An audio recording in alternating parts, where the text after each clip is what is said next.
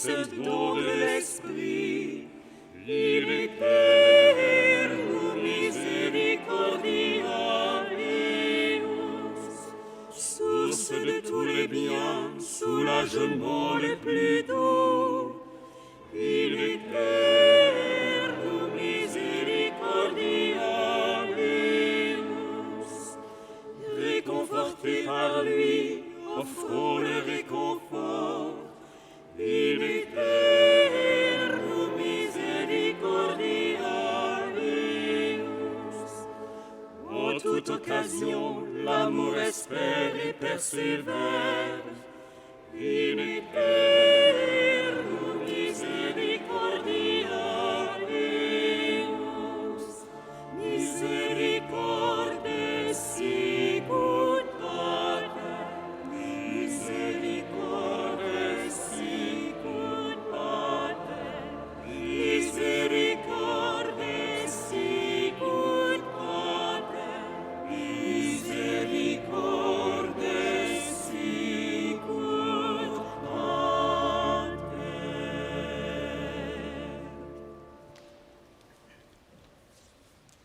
Au nom du Père et du Fils et du Saint-Esprit,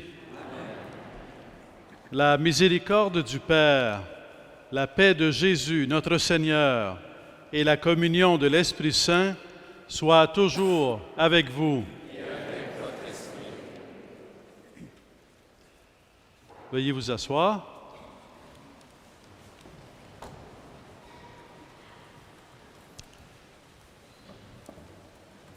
Bonsoir et merci à vous tous et toutes d'être venus ce soir. Ensemble, nous voulons rendre grâce pour l'année du jubilé extraordinaire de la miséricorde que le pape François a inauguré le 8 décembre 2015. À la solennité de l'Immaculée Conception, 50 ans jour pour jour après la clôture du Concile œcuménique Vatican II, et il clôturera dimanche prochain à Rome, en la solennité du Christ roi de l'univers, cette année de grâce. Je salue les évêques présents, Son Excellence Monseigneur Thomas Dowd, Son Excellence Monseigneur Alain Faubert, tous deux évêques auxiliaires et vicaires généraux du diocèse, les évêques émérites, leurs Excellences Monseigneur Jules Saint-Antoine, Monseigneur James Wingle et Monseigneur Émilius Goulet. Je salue Monsieur le chanoine François Sarrazin, chancelier du diocèse, Monseigneur Roger Dufresne, vicaire épiscopal à la nouvelle évangélisation et au doyenné, Monseigneur Gilles Bissonnette, vicaire judiciaire, Father Raymond Lafontaine, the new Episcopal Vicar for the English-speaking faithful, le Père Pierangelo Paternieri, directeur des communautés culturelles et rituelles, ainsi que Monsieur l'abbé Alain Vaillancourt, curé de la paroisse cathédrale. Je salue les recteurs des sanctuaires et curés des églises du diocèse où il y avait une porte de la miséricorde. Bienvenue à tous les prêtres, bienvenue aux diacres et à leurs épouses, bienvenue aux directeurs du Grand Séminaire de Montréal et aux séminaristes, bienvenue aux personnes de vie consacrée, des communautés religieuses, des instituts séculiers, bienvenue aux récipiendaires du mérite diocésain, Monseigneur Ignace Bourget, ainsi qu'aux chevaliers et dames de l'ordre équestre du Saint-Sépulcre de Jérusalem. Chaleureuse bienvenue à tous les fidèles qui sont ici présents ce soir. Dearly beloved brothers and sisters, with eyes fixed on Jesus and His merciful face, the Holy Father, on the solemnity of Christ the King, next week, will close the extraordinary Jubilee for the whole Church. Thank you for joining me in our diocesan Thanksgiving celebration tonight with the closing of the door of mercy. Veuillez vous lever. Prions le Seigneur.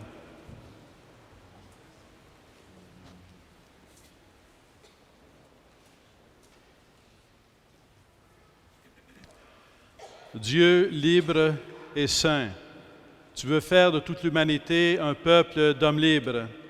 Nous te remercions d'avoir offert à ton Église une année de grâce et de bénédiction.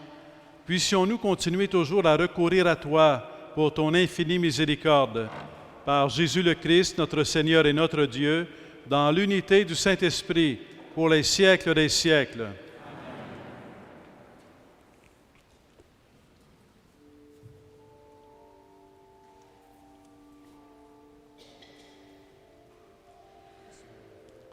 Que la parole du Seigneur ressemble dans ton cœur et sur tes lèvres, au nom du Père et du Fils et du Saint-Esprit.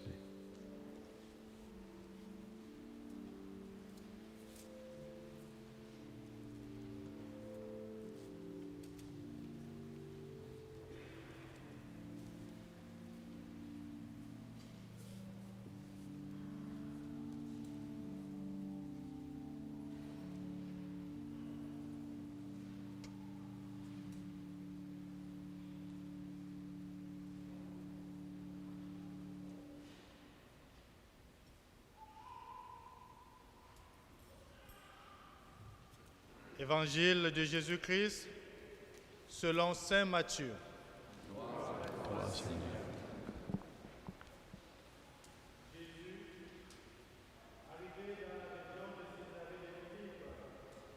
Demandait à ses disciples, au dire des gens, qui est le Fils de l'homme. Il répondit, pour les uns Jean le Baptiste, pour d'autres Élie, pour d'autres encore Jérémie ou l'un des prophètes. Jésus leur demanda, et vous, que dites-vous? Pour vous, qui suis-je? Alors Simon-Pierre prit la parole et dit, tu es le Christ, le Fils du Dieu vivant. Prenant la parole à son tour, Jésus lui dit, heureux es-tu, Simon, fils de Jonas. Tu n'es pas la chair, ce n'est pas la chair et le sang qui t'ont révélé cela, mais mon Père qui est aux cieux. Et moi, je te le déclare, tu es Pierre, et sur cette pierre, je bâtirai mon église. Et la puissance de la mort ne l'emportera pas sur elle. Je te donnerai les clés du royaume des cieux. Tout ce que tu auras lié sur la terre sera lié dans les cieux. Et tout ce que tu auras délié sur la terre sera délié dans les cieux. Acclamons la parole de Dieu. Louange à toi, Seigneur Jésus.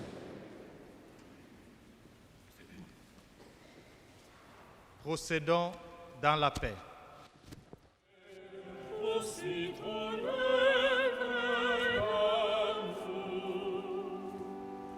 de tout mon cœur, Seigneur, je te rends grâce. Tu as entendu des paroles de ma bouche.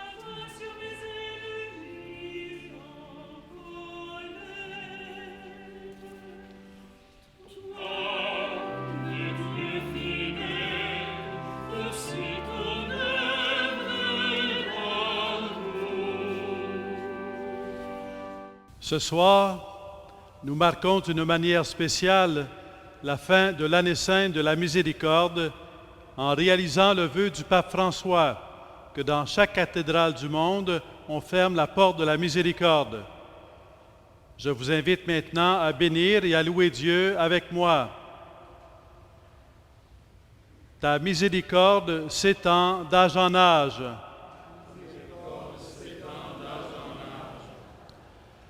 Your mercy endures forever.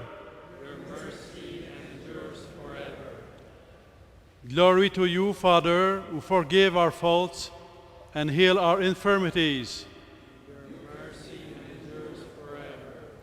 Glory to you, Lord, merciful and kind, slow to anger and abounding in mercy. Glory to you, Lord, you who are a tender father towards your children. Ta miséricorde s'étend d'âge en âge.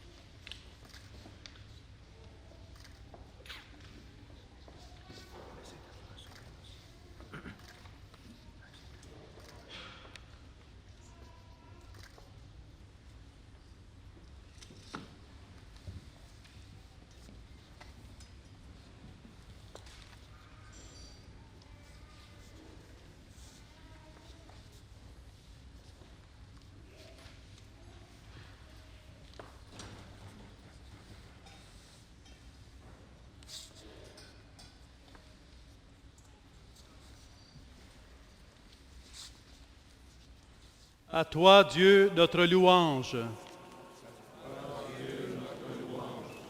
O God, we praise thee. Te Deum laudamus.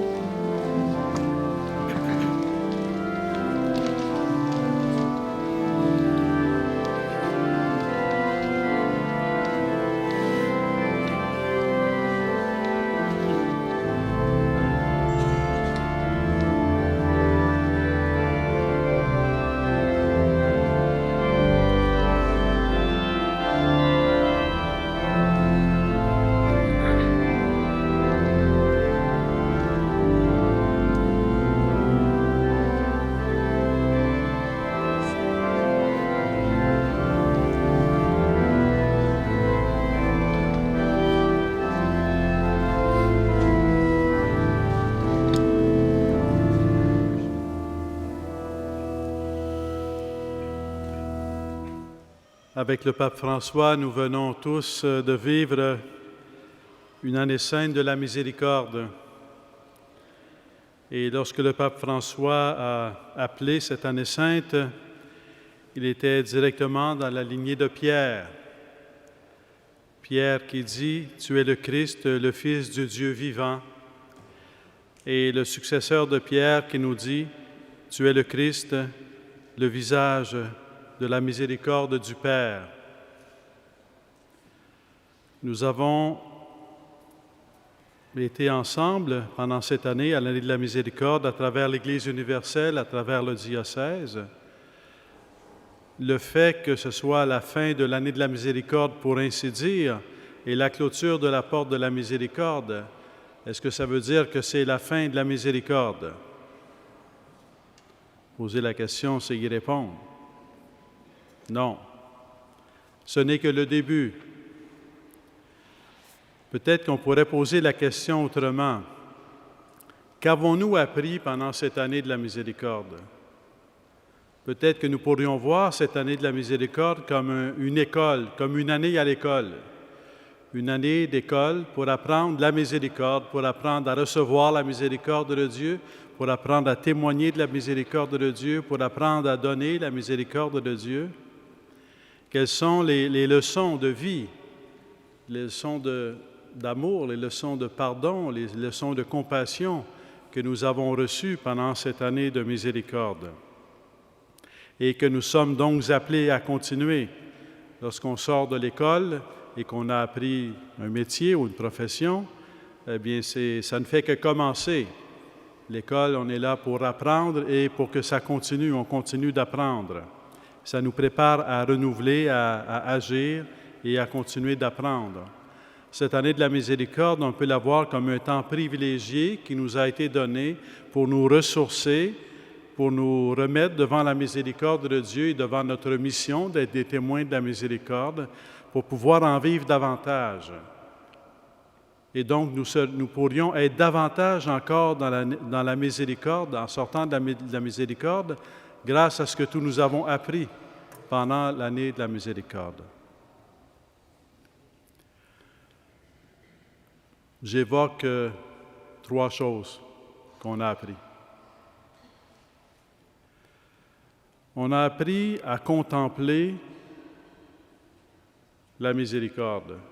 On a appris, à l'invitation du pape François, à contempler le visage de Jésus, qui est le visage du Père, le visage de Jésus, qui est le visage de la miséricorde du Père. En contemplant Jésus, on a appris à contempler en Jésus la miséricorde de Dieu qui se révèle à nous, qui se manifeste à nous, qui se communique à nous, qui se donne à nous. On peut contempler la vie de Jésus, à travers sa vie publique, on peut contempler ses paroles, on peut contempler ses actions, ses guérisons. On est appelé aussi à contempler la passion, sa passion, sa mort sur la croix. Le visage de Jésus comme visage qui révèle la miséricorde de Dieu, ce visage se révèle de façon suprême comme miséricorde de Dieu lorsque Jésus est flagellé, couronné d'épines, crucifié. Nous sommes appelés à contempler la croix. Pendant l'année de la miséricorde, nous avons appris à contempler Jésus-Christ crucifié et ressuscité, à contempler la croix et à se laisser toucher par la miséricorde de Dieu qui jaillit de la croix, du cœur transpercé. Et certainement que nous sommes appelés à continuer cette méditation, à continuer cette contemplation. Nous sommes appelés à continuer cette contemplation sur le plan personnel comme individu, mais aussi sur le plan communautaire. Voulons-nous être une Église qui contemple Jésus-Christ crucifié? Voulons-nous être un diocèse qui contemple Jésus-Christ crucifié?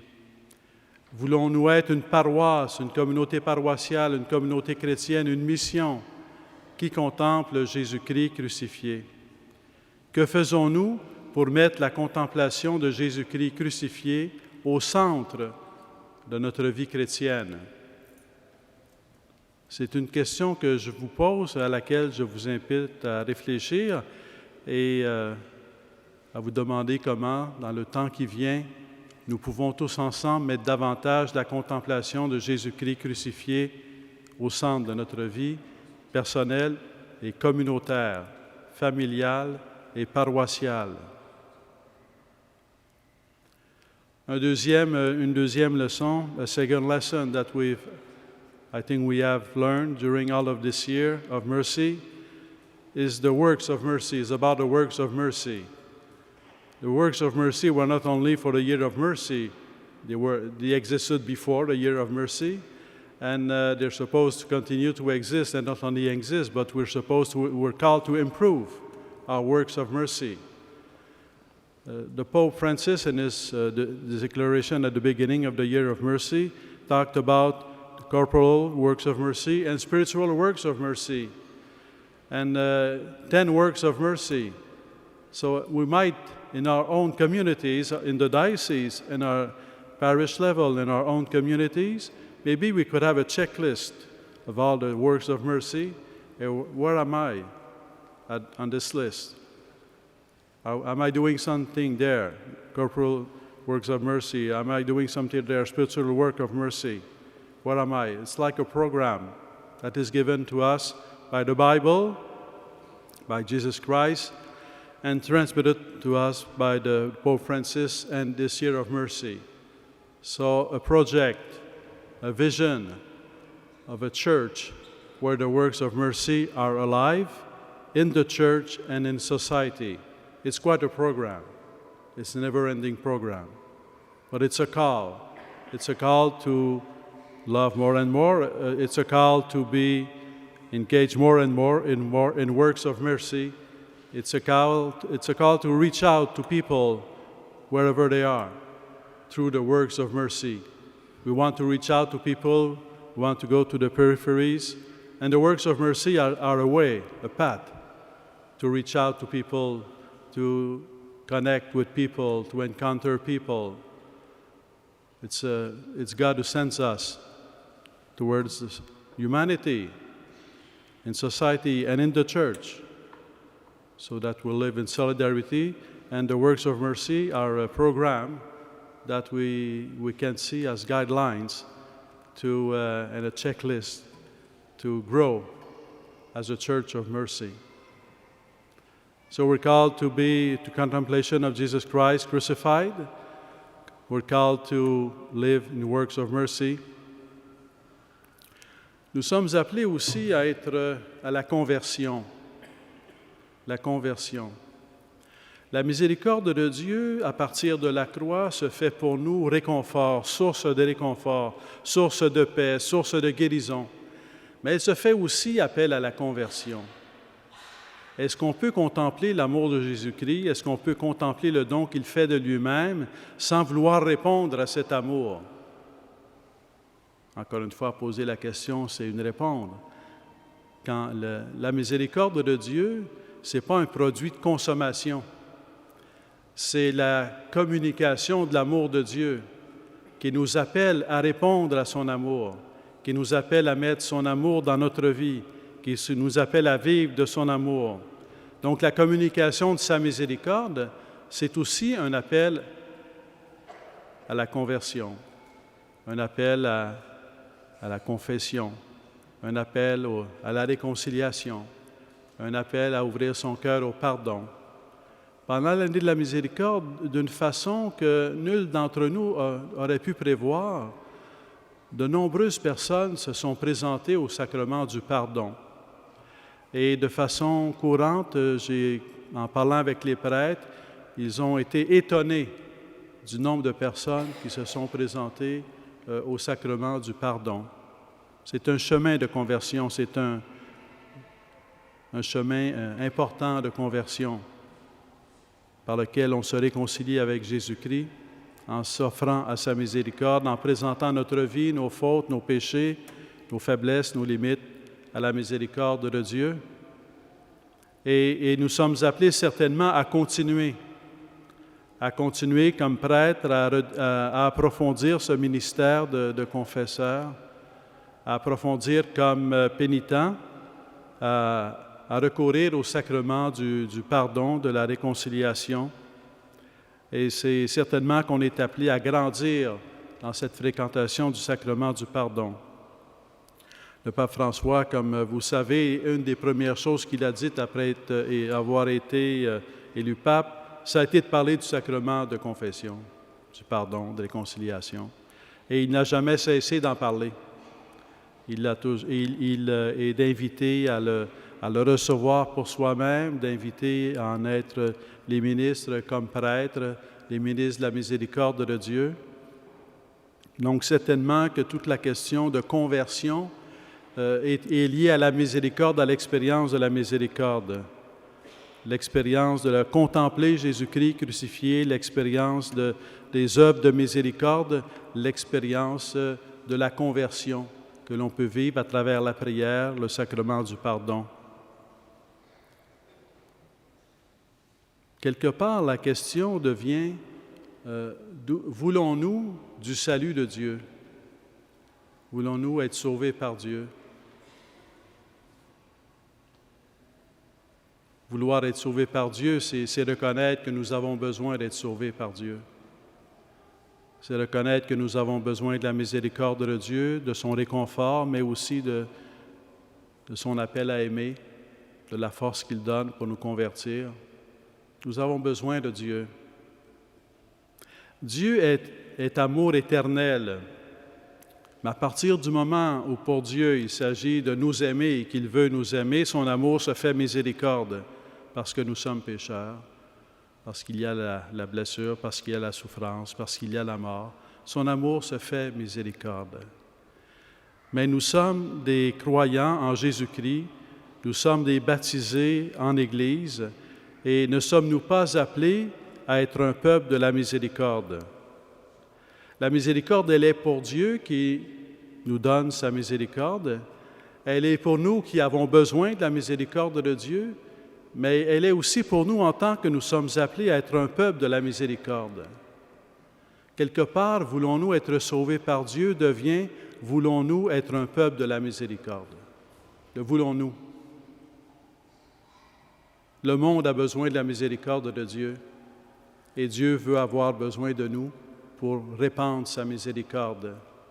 Vouloir être un peuple de la miséricorde, c'est répondre à l'appel de Dieu. Et on comprend qu'on ne peut être un peuple de la miséricorde que si nous-mêmes, on a reconnu dans un premier temps qu'on avait besoin de la miséricorde.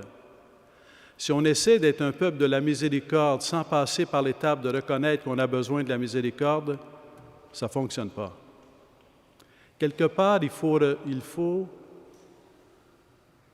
je dirais, payer le prix de reconnaître qu'on a besoin de la miséricorde de Dieu pour pouvoir témoigner de la miséricorde de Dieu. Le peuple de Dieu est appelé à témoigner de la miséricorde de Dieu et reçoit de Dieu la grâce de témoigner de la miséricorde de Dieu en passant par la réception de la miséricorde de Dieu pour être transformé par la miséricorde de Dieu. La miséricorde de Dieu a le pouvoir de tout guérir, de transformer tous les cœurs. Il n'y a pas un cœur que la miséricorde de Dieu n'a pas le pouvoir de transformer, ni le nôtre, ni celui d'un autre. La miséricorde de Dieu, elle est infinie, elle est éternelle, elle est toute puissante, mais elle frappe à la porte de notre cœur. Elle ne défonce pas la porte de notre cœur, elle frappe à la porte de notre cœur. Voulons-nous ouvrir la porte de notre cœur pour en recevoir la plénitude de la miséricorde de Dieu?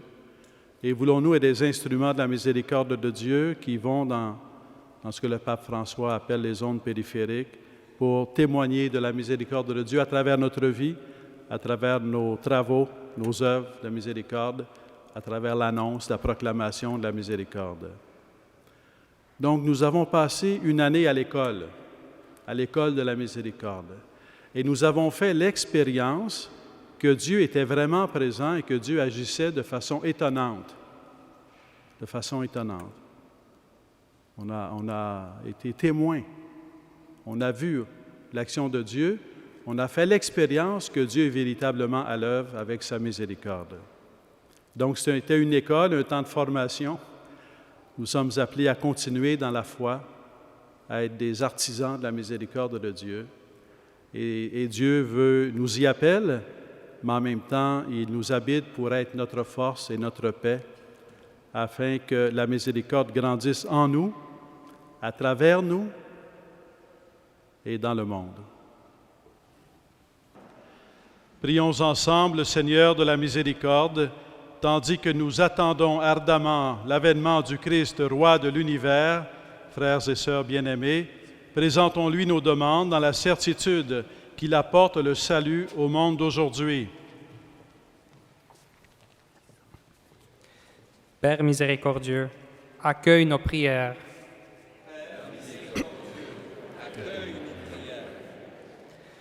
Por nuestro Papa Francisco, que invita a la Iglesia y al mundo a dar gracias en la alegría y el entusiasmo por el Año Santo de la Misericordia. Que el Señor proteja al Papa y lo sostenga en el anuncio de la buena nueva de la salvación. Prions le Seigneur.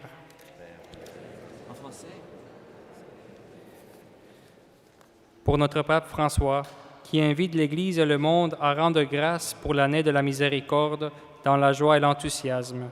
Que le Seigneur le protège et le soutienne dans l'annonce de la bonne nouvelle du salut. Prions le Seigneur.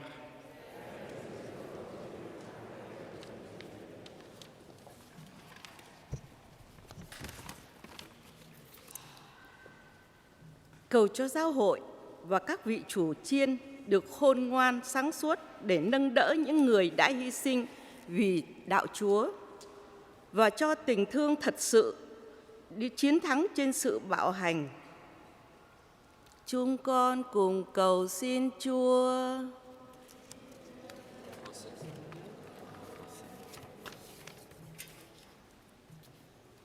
Prions le Seigneur.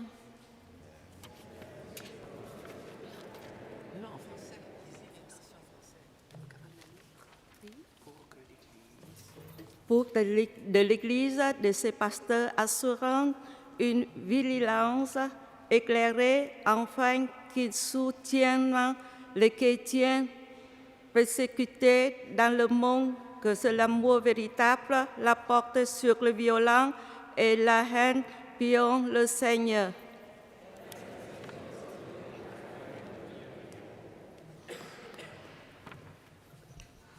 Pour notre pays, nos gouvernements et serviteurs de l'État, afin que, au-delà de leurs intérêts particuliers, qu'ils cherchent d'abord à servir le bien commun. Prions le Seigneur. Que Dieu accueille nos prières. Módlmy się za nasz kraj, za ludzi nim rządzącymi, aby kierowali się dobrem narodu i miłością ojczyzny i ludzi ponad własne zainteresowania. Ciebie prosimy. Père miséricordieux, accueille nos prières.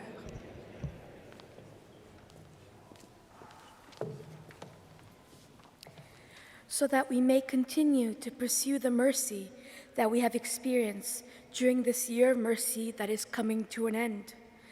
May we become ever more instruments of mercy for our brothers and sisters of all the world. Pour que nous poursuivons la quête de la miséricorde déployée au cours de cette année de la miséricorde qui se termine, afin de continuer à toujours être davantage des instruments de miséricorde pour nos frères et sœurs du monde entier. Prions le Seigneur. Dieu accueille nos prières.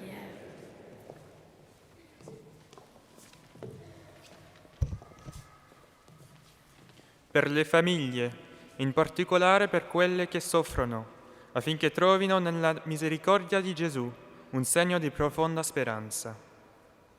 Pour les familles, et en particulier pour celles qui souffrent, afin qu'elles trouvent dans la miséricorde de Jésus un signe de grande espérance. Prions le Seigneur.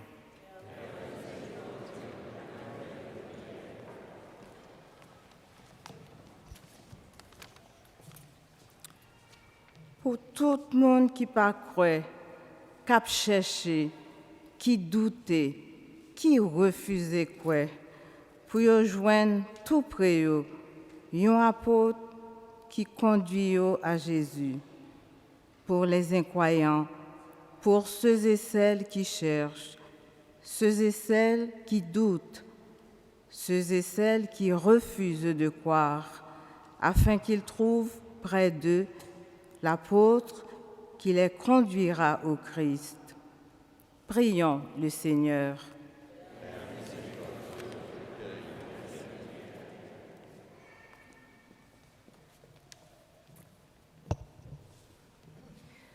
Pour les vocations sacerdotales, religieuses, consacrées et missionnaires, afin que de nombreux jeunes connaissent la joie de donner leur vie au Christ et à son Église.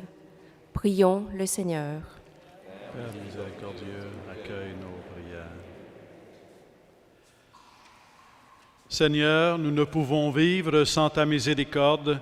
Que ta puissance nous soutienne en cette vie et nous conduise aux joies de l'éternité en profitant des grâces de cette année de la miséricorde par le Christ notre Seigneur. Notre sacrifice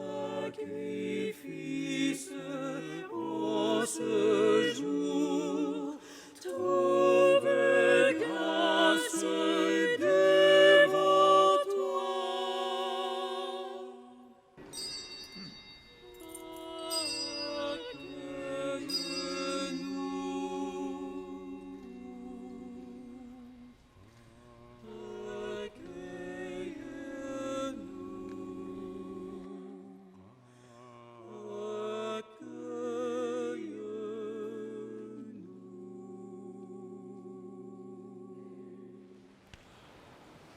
Prions le Seigneur. Seigneur, nous t'avons offert en action de grâce le sacrement de notre salut accompli par ton Fils, et tu nous l'as rendu en nourriture spirituelle. Que cette Eucharistie accroisse en nous la force et le bonheur de te servir dans l'espérance de nouvelles grâces. Par Jésus le Christ, notre Seigneur. Amen. Veuillez vous asseoir. Merci.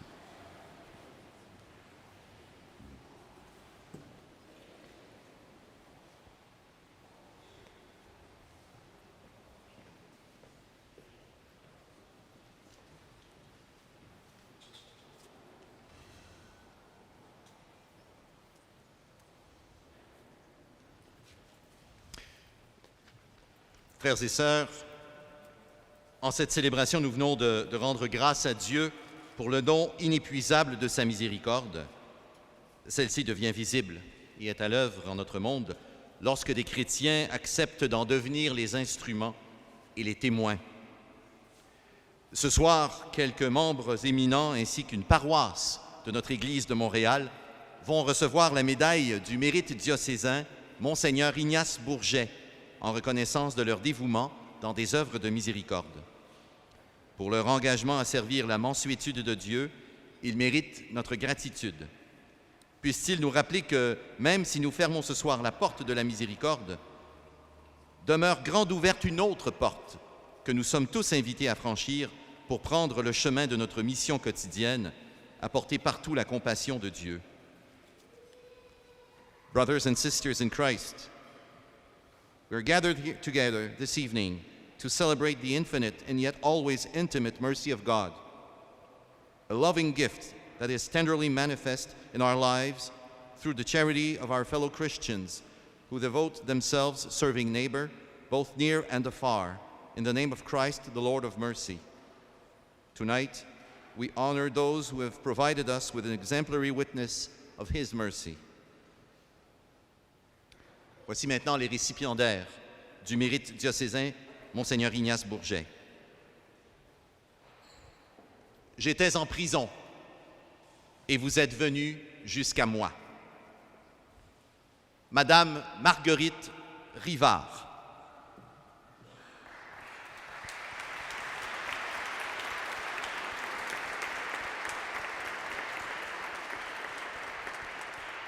Madame Marguerite Rivard se rend dans les prisons semaine après semaine pour apporter réconfort et espoir. Elle a aidé, consolé et soutenu des milliers de femmes depuis qu'elle a choisi d'aller à leur rencontre. Madame Rivard n'a ménagé aucun effort dans son engagement auprès des femmes judiciarisées. Ni la pluie, ni le froid, la neige ou les distances ne l'ont empêchée d'aller les visiter, que ce soit à l'établissement de Joliette, au centre de détention Tanguay de Montréal, ou à l'établissement Leclerc de Laval. Les femmes ont toujours su qu'elles pouvaient compter sur elles. Pour ce service persévérant, Monseigneur l'archevêque est heureux de remettre la médaille du mérite diocésain Monseigneur Ignace Bourget à Madame Marguerite Rivard.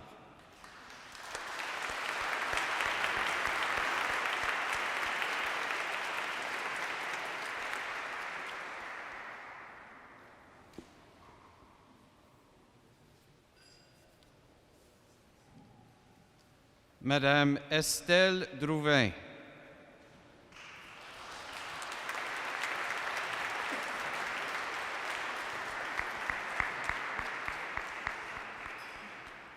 Juriste de formation, spécialisée dans le domaine des droits de la personne, elle est coordonnatrice du Centre de services de justice réparatrice, dont le siège est à Montréal. Le Centre de justice réparatrice repose sur la conviction que tout être humain a la capacité de sortir grandi de toute épreuve et que la justice peut s'exercer de manière plus communautaire et humaine.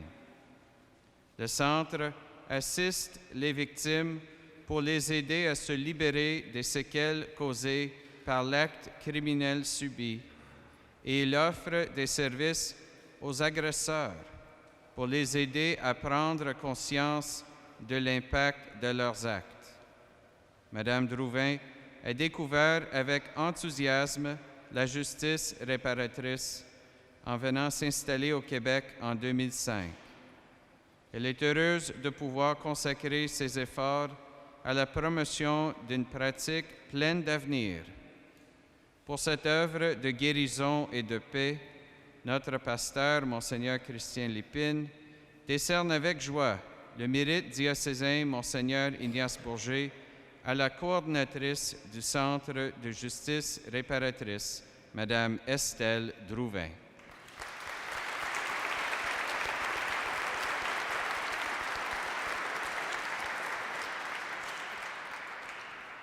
Let mutual love continue. Do not neglect to show hospitality to strangers, for by doing that, some have entertained angels without knowing it. St. John Brebeuf Parish in Ville-la-Salle, led by Pastor Father Jerry Martineau and a dedicated team, welcomes and supports families who have recently arrived in Canada by mobilizing the various strengths and resources of the parish community, notably the Hope Food Bank, the Knights of Columbus, the Catholic Women's League, the Ministers of Hospitality, and the Social Justice Group, all with the generous support of the parishioners. The parish community has opened their arms to receive families from the Congo, El Salvador, Cameroon, and sponsored several families from Syria. On behalf of St. John Brebeuf Parish, Father Jerry Martineau is joined by Mrs. Wendy de Sousa, coordinator of the Social Justice Group, and Mrs. Laura Welton, coordinator of the Syrian Family Sponsorship Program, in order to receive the Monseigneur Ignace Bourget Diocesan Award of Merit from Monseigneur Christian Lépine.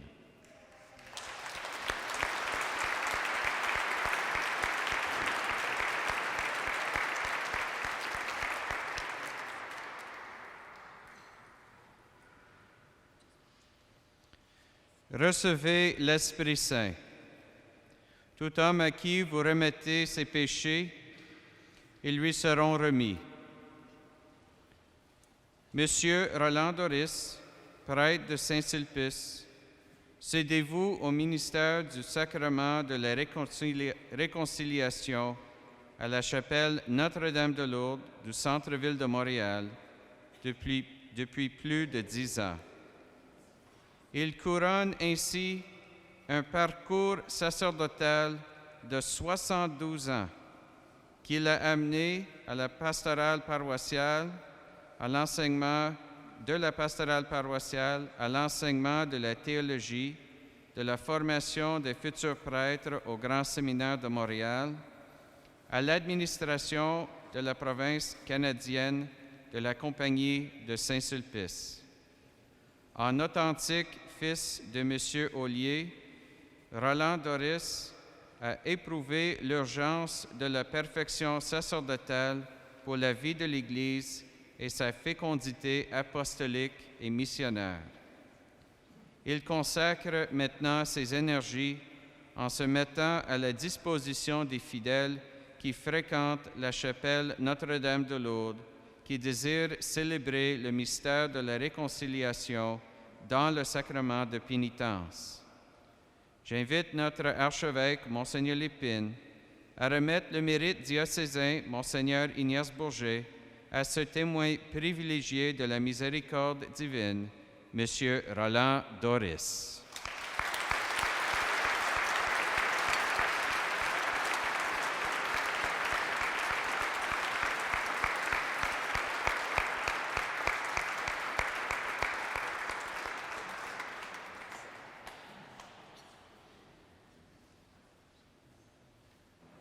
Alors, pour ceux qui se le demandent, M. Doris est un jeune monsieur de 97 ans.